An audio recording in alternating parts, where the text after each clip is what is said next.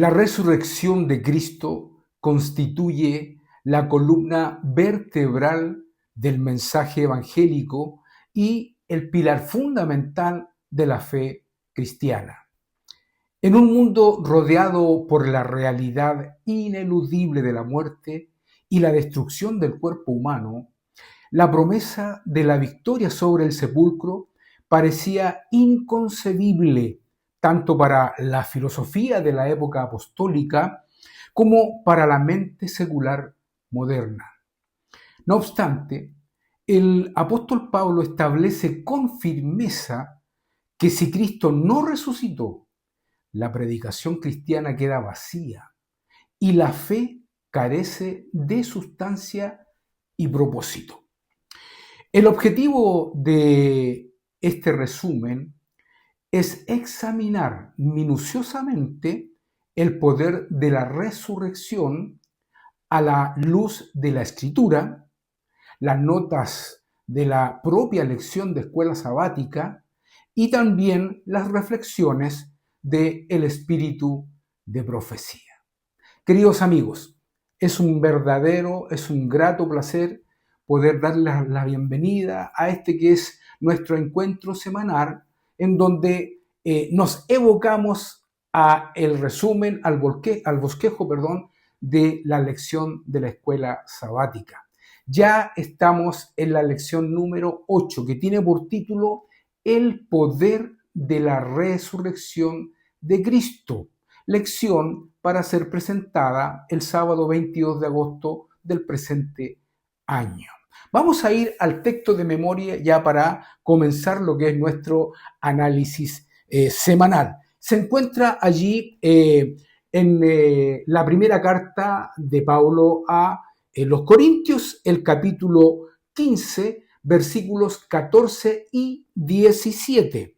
Leo entonces estos textos. Dice así: y si Cristo no resucitó, vana es entonces nuestra predicación y vana es también nuestra fe. Y esto Pablo lo ratifica, ¿no es cierto?, en el verso 17, que dice así: y si Cristo no resucitó, vuestra fe es vana. Aún estáis, miren qué interesante esto lo que plantea aquí el apóstol, aún estáis en vuestros pecados. Complicado el argumento de Pablo, pero absolutamente real. El título de la primera parte es Proclamación e historicidad de la resurrección. Y para introducirnos en esta que es la primera parte, vamos a ir a los textos que están allí en Primera de Corintios, capítulo 15, versículos 3 y 4. Dice así: porque primeramente os he enseñado lo que asimismo, dice Pablo, recibí, que Cristo murió por nuestros pecados, conforme a la Escritura, y que fue sepultado, y que resucitó al tercer día, conforme a las Escrituras.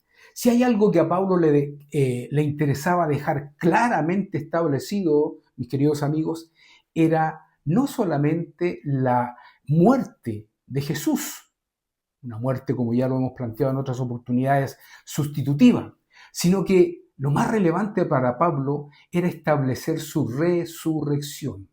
Porque tal y como lo mencionamos en los textos de memoria, si nosotros no tenemos bien fundamentada esa resurrección, vana es nuestra fe. Nuestras promesas carecen de absoluta y total veracidad, sentido, base. Entonces Pablo dejó claramente establecido aquí en este capítulo 15, ¿no es cierto?, que es lo que vamos a estudiar, que Jesús sí resucitó. La resurrección, queridos amigos, no es un detalle simplemente doctrinario. No podemos considerarlo un aspecto secundario dentro de la temática de Pablo, y no solamente dentro de la temática de Pablo, sino que dentro de la temática general que establece la palabra del Señor. Es más bien el centro del Evangelio. Tanto la muerte expiatoria como la resurrección de Cristo no ocurrieron de manera fortuita. Eso debemos de dejarlo claramente establecido. No son eventos fortuitos, sino en directo cumplimiento a las profecías que estaban ya establecidas en el Antiguo Testamento. Y nosotros podemos encontrar una cantidad enorme de pasajes del Antiguo Testamento que hacen referencia precisamente a estos dos hechos fundamentales dentro del Evangelio, que son soporte, como dijimos, del Evangelio, cuál es la muerte y la resurrección de Jesús. Miren lo que dice la lección con respecto a esto. Esta introducción, refiriéndose al tema que estamos tratando, prepara al lector para lo que sigue en el capítulo, refiriéndonos al capítulo 15, y muestra cuán esencial es la resurrección de Cristo para nuestra salvación. Su resurrección es una parte tan vital del mensaje del Evangelio que negarla contradice la fe en Cristo.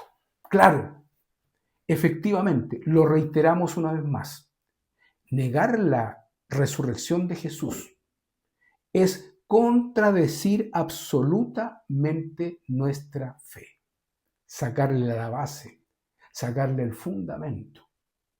Por eso que es tan relevante para nosotros dejar, así como Pablo quería establecerlo, claramente establecido, ¿no es cierto?, el hecho de que Jesús resucitó.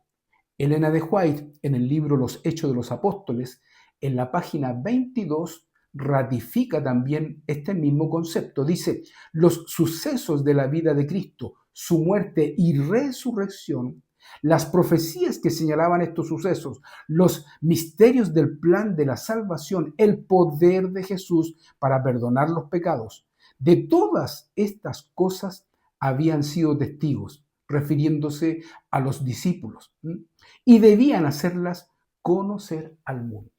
Aquí establece con claridad nuestra hermana Elena de White de que no solamente habían sido testigos los discípulos y las personas de la época de la muerte de Cristo.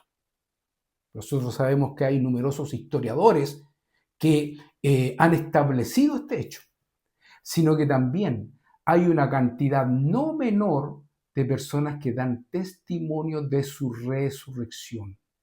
Y lo más relevante, y lo que deja con claridad de ver acá lo que Elena de White nos presenta, si hay algo que nosotros debemos de predicar, si hay algo que nosotros debemos de contar al mundo, es lo que los discípulos tenían como prioridad hacer, hablarles de un Cristo crucificado, pero también de un Cristo resucitado. ¿Para qué? Para que efectivamente esa evidencia pudiera dar absoluta base, absoluta fe a nuestras promesas venideras. Ahora, como dijimos, hay evidencia de testigos y también hay evidencia histórica.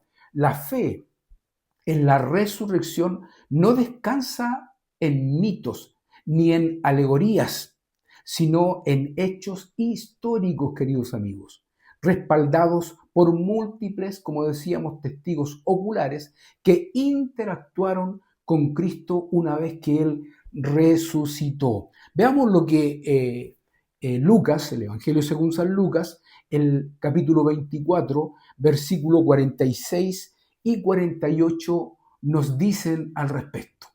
Dice, así está escrito, y así fue necesario que el Cristo padeciese y resucitase de los muertos al tercer día. Y agrega, y vosotros sois testigos de estas cosas.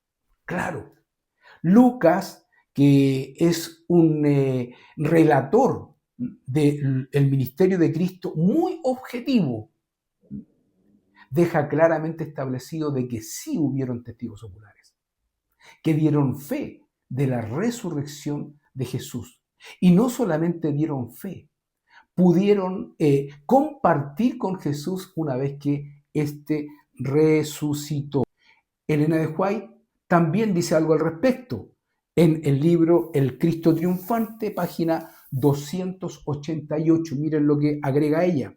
Luego de la resurrección, Cristo no se presentó ante nadie.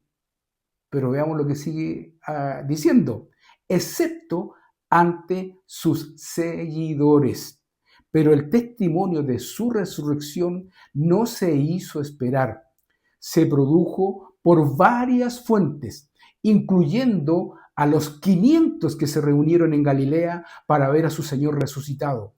Este testimonio no se extinguirá jamás. ¿Qué más categórica evidencia que esta?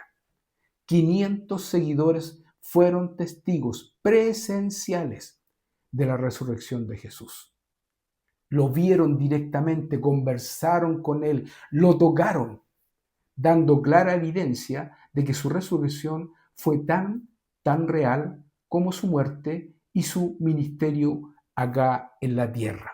Ahora, como decíamos, este hecho generó un desafío importante, pero también podríamos llamarlo temerario, por parte de los discípulos. ¿Cuál era ese gran desafío? Era un mandato, el mandato, la comisión de predicar, de hablarles a las personas respecto precisamente de este hecho, el conocimiento, queridos amigos, y la aceptación de la resurrección imponen a la iglesia, de la misma forma como lo hizo con la iglesia primitiva, con los apóstoles, ¿no es cierto?, la responsabilidad ineludible de ir al mundo a proclamar el perdón y la salvación en el nombre del Redentor. Y precisamente por eso, porque la resurrección nos da la base teológica, la base histórica, la base espiritual para poder predicar con confianza el perdón y la salvación. Si este hecho no se hubiese producido, nosotros no podríamos predicar acerca de la salvación, no podríamos predicar acerca del perdón. Se dan cuenta que es tremendamente relevante este acontecimiento. Veamos lo que dice Lucas, capítulo 24, Evangelio según San Lucas, capítulo 24, versículo 47. Dice así: y que se predicase en su nombre el arrepentimiento y el perdón de pecados en todas las naciones, comenzando desde Jerusalén.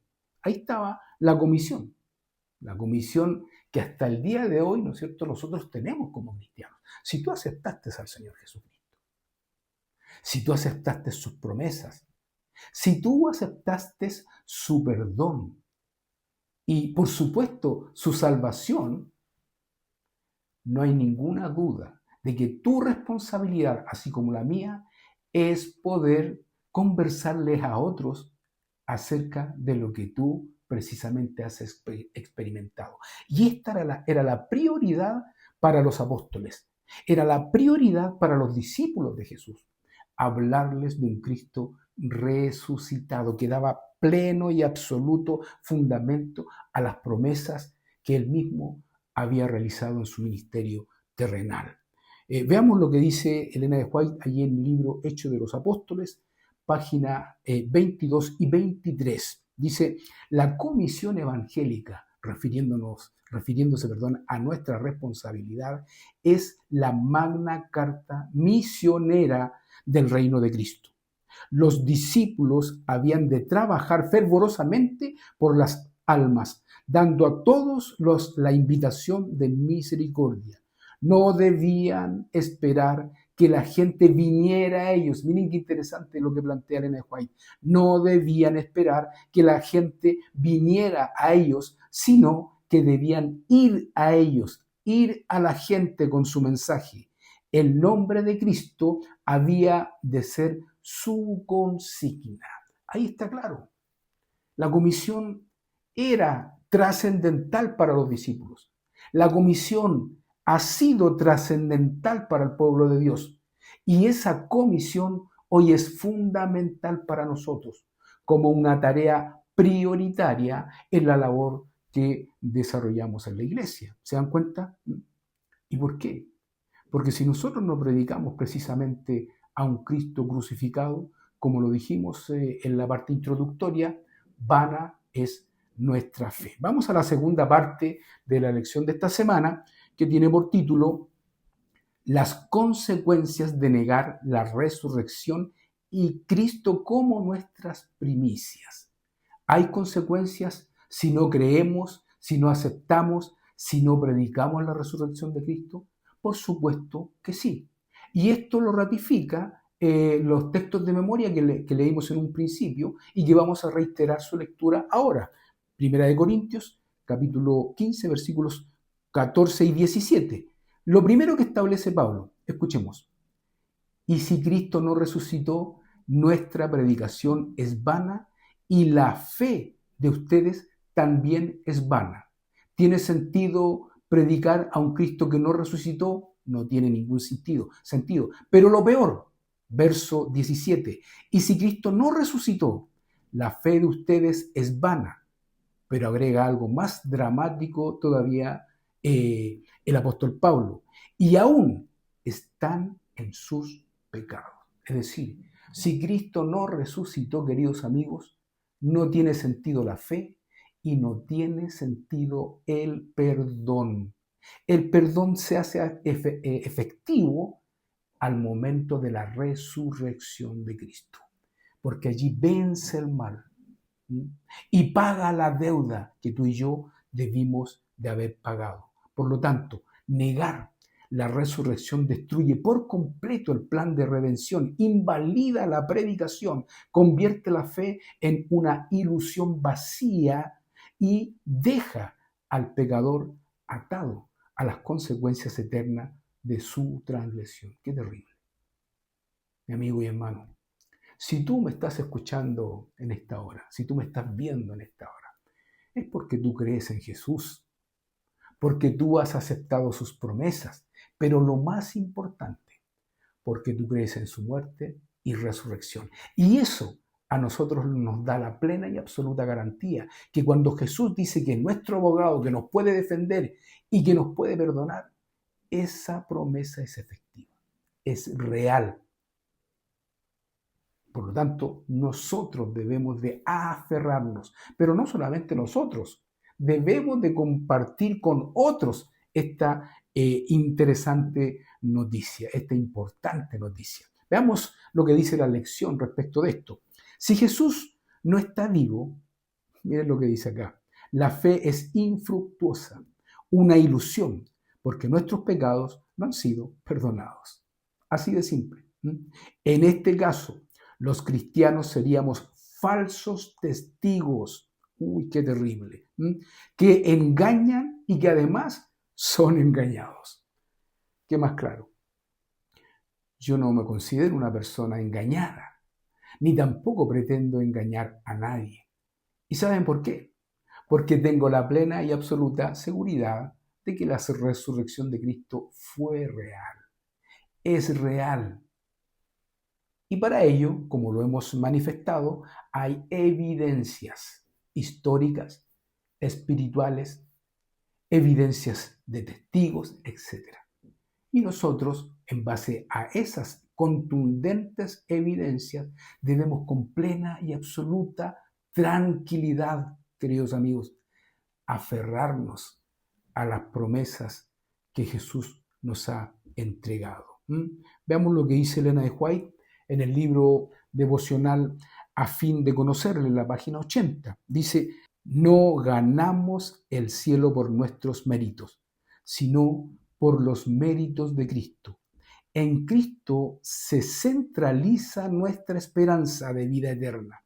Nuestra esperanza es un ancla para el alma segura y firme cuando entra dentro del velo. Qué extraordinario. Una declaración contundente que la hermana Ellen White realiza para confirmar aún más esta hermosa verdad, que estamos profundizando en el estudio de esta semana. Otro aspecto importante que resalta el apóstol Pablo se encuentra allí en Primera de Corintios, capítulo 15, que es el capítulo que estamos analizando, versículos 20 y 21. Miren lo que plantea aquí Pablo. Mas ahora Cristo ha resucitado de los muertos. Primicia, dice él, de los que durmieron es hecho. Porque por cuanto la muerte entró por un hombre, también por un hombre la resurrección de los muertos. ¿Qué está queriéndonos decir Pablo con esta expresión de que Jesús se transforma en una primicia? Miren lo que dice la lección para explicar este texto. Como el último Adán, Cristo devolverá el reino al Padre. Su resurrección, queridos amigos, es un hecho histórico. Por consiguiente, podemos estar seguros de que todos los que han muerto en Cristo resucitarán cuando Él regrese. ¿A partir de qué hecho? A partir precisamente de la resurrección del propio Cristo, que se transformó en primicia para nosotros, garantía de nuestra propia resurrección si es que bajamos al sepulcro y cuando Cristo venga nos resucite. Qué interesante, qué maravilloso. Por eso que cuando analizamos el ministerio terrenal de Cristo en cada uno de sus aspectos, pero fundamentalmente cuando analizamos la última parte de su ministerio que tienen que ver con su muerte y resurrección, lo que estamos haciendo es dándole fundamento, garantía absoluta a la promesa que el mismo Jesús nos dejó. Voy pues a preparar lugar para vosotros. Y si me fuere, volveré y os tomaré conmigo, para que así, donde yo estoy, ustedes también puedan estar. Esa es una promesa real. ¿Pero por qué es real? Porque Cristo resucitó y se transformó en la primicia precisamente de esa promesa. Él da la garantía absoluta, total, de que lo que Él prometió en esa oportunidad se va a poder cumplir. Seguridad y firmeza de la fe ante este hecho extraordinario. La convicción de la victoria de Cristo, queridos amigos, sostiene al cristiano durante las pruebas presentes, dándole la certidumbre de que los sacrificios por el Evangelio, así como Pablo lo establecía, ¿no es cierto?, no son en vano. Por supuesto que no. Pablo sabía el costo que debía de pagar por predicar el Evangelio. Lo analizamos la lección pasada. Había una pena sobre las cabezas de quienes sostenían de que Cristo había resucitado y de que Cristo era nuestro Rey y garante de salvación. Y esa pena era la muerte. Y nosotros sabemos muy bien cómo hacían cumplir esa pena los romanos, de la misma forma como la hicieron cumplir en Jesús. Sin embargo, miles de cristianos escogieron pagar esa pena porque consideraban que el costo era, imagínense ustedes, era menor al beneficio que iban a obtener producto de la fe que predicaban, de la fe que sostenían, producto de la fe a la cual se aferraban.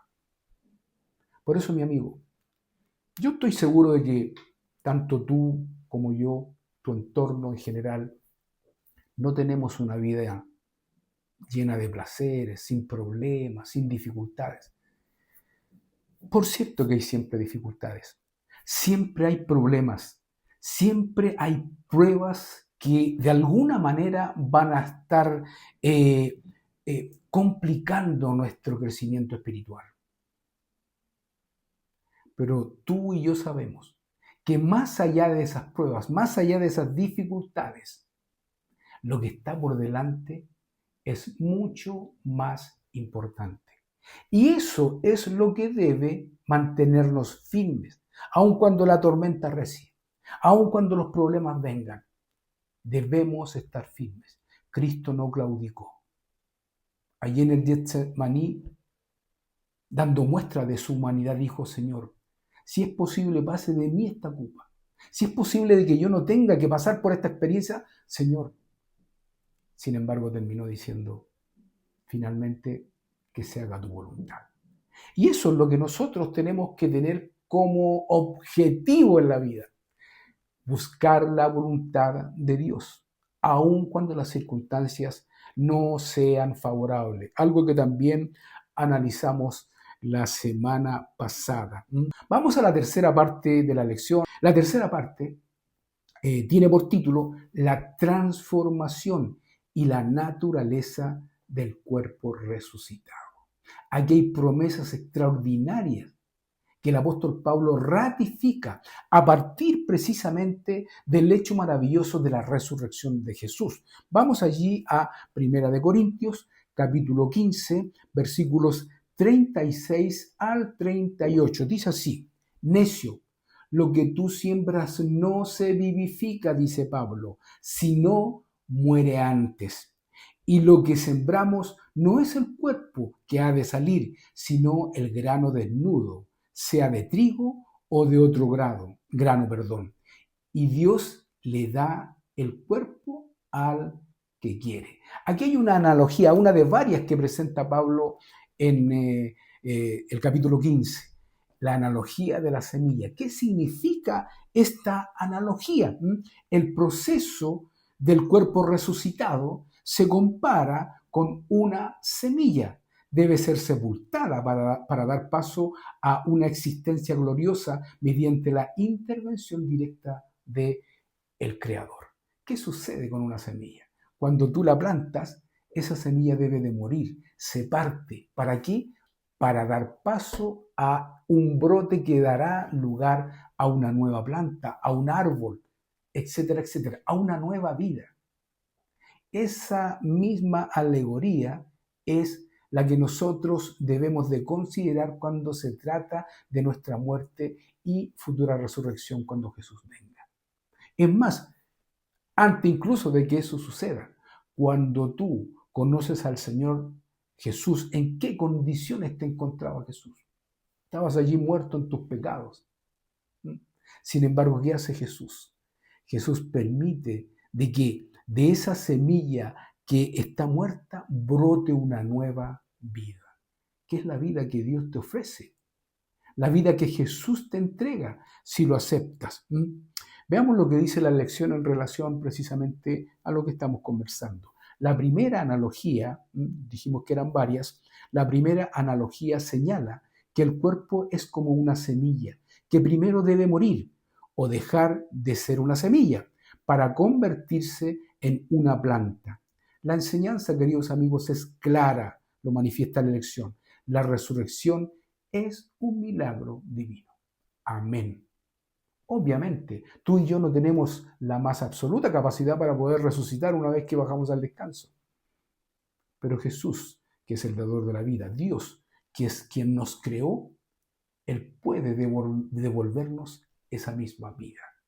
Y eso es lo importante para nosotros. Elena de White ratifica esto allí en el libro devocional Maranata, El Señor viene, en la página 311. Dice lo siguiente: Pablo ilustra este tema con la semilla de cereal que se siembra en el campo. La semilla plantada se destruye, pero surge una nueva semilla, un material mucho mejor compondrá el cuerpo humano, conformará el cuerpo humano, pues es una nueva creación, un nuevo nacimiento. ¿Qué es lo que Dios, queridos amigos, nos promete cuando nos entregamos a Él? Un nuevo nacimiento. Esto, queridos amigos, se hace efectivo cuando tú bajas al bautismo. ¿Por qué? Porque tu antigua vida es sepultada en el agua. Tus pecados, toda tu vida pasada queda allí en el agua. Y cuando tú eres levantado de esas aguas, sales como una nueva criatura, una nueva vida. Tus pecados pasados ya quedaron en el pasado. Tu vida pasada quedó en el pasado. Dios ya no la considera más. Eres una persona nueva. Eres un nuevo nacimiento. ¿Y eso por qué? Porque Jesús resucitó. Y nos da la plena garantía de que ese simbolismo expresado allí en el bautismo, ¿no es cierto?, se cumple. Porque Jesús, precisamente, que es nuestro abogado, nos defiende ante el Padre, y el Padre ya no considera más tu vida pasada. De ahí en adelante comienza una nueva vida, que también tendrá dificultades, que tendrá pruebas, como lo dijimos hace un ratito, pero una vida que tiene la posibilidad de ser definitivamente victoriosa, que es lo que nosotros buscamos, tener la victoria sobre el pecado. Preservación de la identidad personal y la imagen celestial. Esto es otro aspecto que a través de estas alegorías que Pablo nos entrega, quedan de manifiesto allí en el capítulo 15. A pesar de la transformación del cuerpo en incorruptible y espiritual, el Señor preservará la identidad y el carácter individual de cada uno de nosotros. ¿Qué significa esto? Significa que cuando tú nazcas a una nueva vida, esto es, con la transformación que se va a producir cuando Cristo venga y este cuerpo mortal se transforma en inmortal, tus características identitarias no se van a perder. Todos te van a reconocer como quien eres, aun cuando vas a estar en un cuerpo perfecto, pero tu identidad no se va a perder. Y eso es importante que lo tengamos claro. No es que tu vida, una vez que sea transformada, va a quedar en el pasado y ya no vas a ser más, en mi caso, Eduardo Cifuentes, te vas a transformar en otra persona. No. Vamos a seguir conservando nuestra misma identidad. Vean lo que dice allí Filipenses capítulo 3, versículo 21. Dice, el cual transformará el cuerpo de la bajeza nuestra para ser semejantes al cuerpo de la gloria suya. ¿De quién está hablando aquí el apóstol Pablo en Filipenses, en su carta a los Filipenses? Está hablando de que tu cuerpo, mi cuerpo, va a ser transformado de un cuerpo vil, pecador, mortal, a un cuerpo perfecto, que es el cuerpo que tiene Jesús, para mantener su gloria en ti. Qué extraordinario. Esto también grafica, como decíamos, la absoluta y total importancia que tiene la resurrección de Jesús en nuestras vidas y el efecto que produce en el Evangelio. La lección dice lo siguiente: Pablo no relaciona el término espiritual, recordemos que aquí habla de ese término, no relaciona el término espiritual con una existencia inmaterial. No. Tendremos cuerpos reales, pero no se degradarán, ni se gastarán, ni descompondrán, como lo que sucede hoy con nuestros cuerpos. Hablábamos al inicio de la introducción de esta maldición que el pecado produjo una vez que entró en la raza humana. Ya no tuvimos más oportunidad de mantener esos cuerpos perfectos que Dios nos había entregado allí en la creación, en el Edén. Nuestros cuerpos se deterioran, nuestros cuerpos son imperfectos, nuestras capacidades son limitadas y finalmente, con el paso del tiempo, se deterioran a tal punto que simplemente dejan de existir. Eso, una vez de que Cristo venga y seamos plenamente transformados, ya no va a ocurrir más. Sin embargo, eso no significa de que esta nueva imagen que vamos a tener de un cuerpo perfecto, de una mente absolutamente perfecta, lúcida, mucho más capaz, va a ser un cuerpo inmaterial. No, como decíamos, va a seguir conservando la misma materialidad que hoy día tenemos, la misma identidad que hoy día tenemos. Veamos lo que dice Elena de White en su libro La fe por la cual vivo, página 182. Conoceremos a nuestros amigos, dice Elena de White, del mismo modo como los discípulos conocieron a Jesús. refiriéndose a que cuando Cristo, bien digo, resucitó, se presentó ante los suyos, como leíamos en un texto. ¿Mm? Y los suyos lo reconocieron, sabían que era Jesús, a pesar de que había resucitado, ¿correcto? Pueden haber estado refiriéndose a los cuerpos deformados, enfermos o desfigurados en esta vida mortal. No obstante, en su cuerpo resucitado y glorificado se conservarán perfectamente su identidad individual, lo que hemos estado ratificando, ¿no es cierto?, en cada uno de estos argumentos que hemos estado entregando. Vamos a la cuarta y última parte de la lección, la victoria final sobre la muerte y la glorificación eterna. Ese es el título de la cuarta parte. Y vamos a ir allí a 1 Corintios, el capítulo 15, versículo 50. Por esto digo, dice Pablo, hermanos, que la carne y la sangre no pueden heredar el reino de Dios, ni la corrupción heredará la incorrupción, refiriéndose a nuestro cuerpo actual. Nuestro cuerpo actual es mortal, es pecador, es imperfecto. Este cuerpo no puede heredar la incorrupción, la inmortalidad. Debe de ser transformado. Y esto, a partir de este texto, Pablo lo ratifica. Nuestra naturaleza humana caída no posee inherentemente inmortalidad. Por supuesto que no. Por eso que morimos. Requiere ser transformada radicalmente, queridos amigos, para habitar en el reino incorruptible de Dios.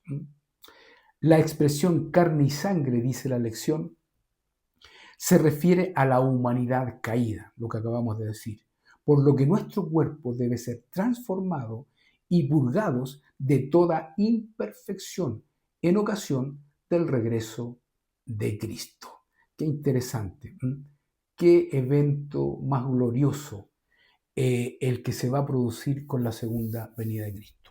Porque cada uno de los aspectos que hemos estado analizando, conversando, profundizando y que nos plantean esta lección, se van a poder cumplir cuando Cristo precisamente venga en su segunda venida. Primera de Corintios, capítulo 15, versículo 52. En un instante, refiriéndose a la segunda venida, miren lo que va a ocurrir, en un instante, en un abrir de ojos, a la final trompeta, porque se tocará la trompeta y los muertos serán resucitados incorruptibles y nosotros seremos transformados. ¡Qué maravilla! ¡Qué esperanza más maravillosa! Cuando uno analiza, queridos amigos, esta esperanza, cuando uno lee estos textos, como muchos otros que hay en la palabra del Señor, uno no hace más que emocionarse. De alguna manera estos textos le dan sentido a tu vida y a mi vida. De alguna manera estos textos muestran que la decisión que tú has tomado de seguir a Jesús, que la decisión que yo he tomado de seguir a Jesús son las correctas, las adecuadas, que el camino que estamos caminando tú y yo, aun cuando a veces es un camino lleno de obstáculos, piedras, problemas, caemos, nos levantamos, aun con todo eso es y sigue siendo y seguirá siendo el camino correcto. Yo te insto, mi amigo querido. A lo mejor tú estás pasando por alguna dificultad. A lo mejor estás pasando por una prueba difícil. A lo mejor en tu mente estás pensando dejar de lado todo esto que asumiste cuando aceptaste a Jesús. Yo te invito a ponerte en pie, a tomarte de la mano de Jesús y a seguir caminando. Siempre te lo hemos manifestado. Nunca, nunca Jesús te va a dejar solo. Más allá de las dificultades por las que puedas estar pasando, siempre Jesús, recuerda, va a estar a tu lado para levantarte, para apoyarte, para seguir avanzando juntos. Hay una cita que está allí en el libro La maravillosa gracia de Dios, página 357 de nuestra sierva Elena Harmon de White, que dice así: de la prisión de la muerte sale revestida de gloria inmortal, clamando: ¿Dónde está, oh muerte, tu aguijón? ¿Dónde, oh sepulcro, tu victoria?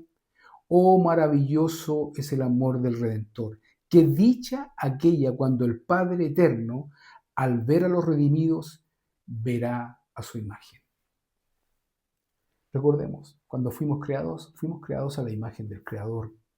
Pues bien, esa imagen que se vio deteriorada, que se perdió con ocasión del pecado, el pecado que nosotros mismos permitimos que entrara a nuestra vida, esa imagen finalmente va a ser restaurada.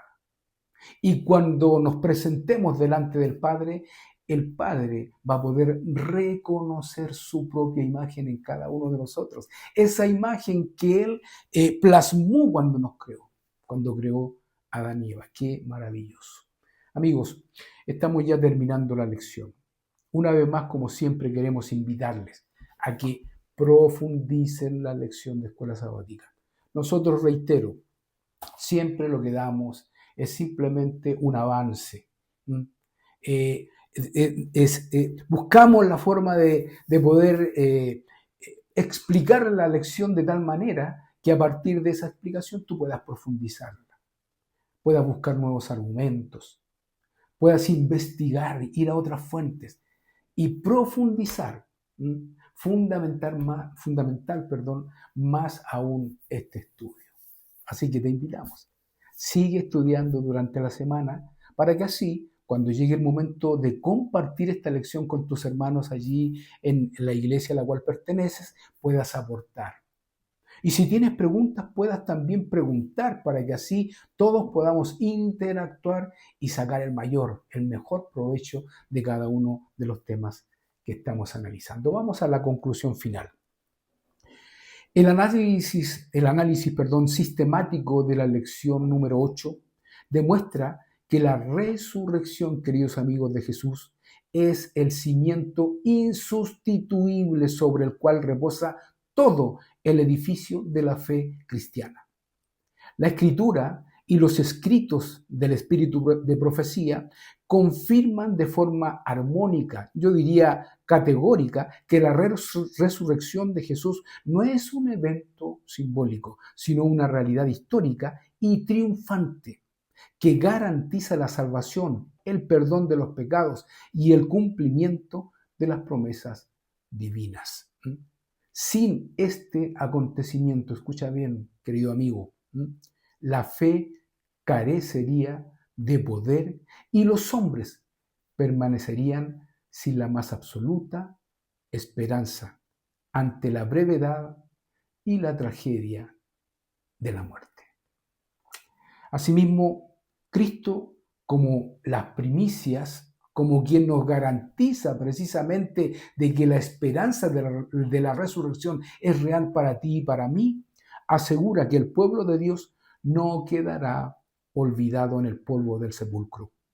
En su segunda venida, la imperfección, el desgaste físico y la muerte serán absorbidos en una gran victoria definitiva, dando paso a un cuerpo glorificado, real e inmortal, tangible, queridos amigos. Esta bendita esperanza nos impele hoy a vivir en constante comunión con Cristo, renovando nuestro compromiso de ser testigos fieles ante un mundo que necesita conocer al Rey de Reyes y Señor de Señores. Y lo más importante, necesita esperar a ese Rey para que finalmente se cumplan sus promesas. Querido amigo, que el Señor te bendiga, que el Señor te guíe, que el Señor te siga conduciendo por este camino maravilloso, que es un camino ascendente, que es un camino seguro, que es un camino de triunfo. Oremos. Maravilloso y buen Dios, una vez más, qué gratitud brota en nuestro corazón al comprender, al aceptar esta verdad maravillosa como es la verdad de la muerte y sobre todo la resurrección de tu Hijo amado Jesús. Gracias, Señor, por Jesús, porque sin Él no tendríamos esperanza, no tendríamos perdón y lo único que nos esperaría sería la muerte. Pero tú, Señor, dispusiste a tu Hijo amado para que precisamente esa maldición fuera extirpada de nuestras vidas a partir de esa muerte y resurrección de Jesús. Quédate con nosotros ahora, síguenos acompañando en el nombre de Jesús. Amén y amén. Bien, queridos amigos, ya hemos terminado el repaso de la lección y como siempre queremos invitarte a compartir con otros estas verdades. Síguelas profundizando, síguelas de alguna manera reteniendo en tu mente, medita en ellas y permite que precisamente estos temas puedan dar mayor fundamento a tu fe. Nos vemos la próxima semana y bendiciones como siempre.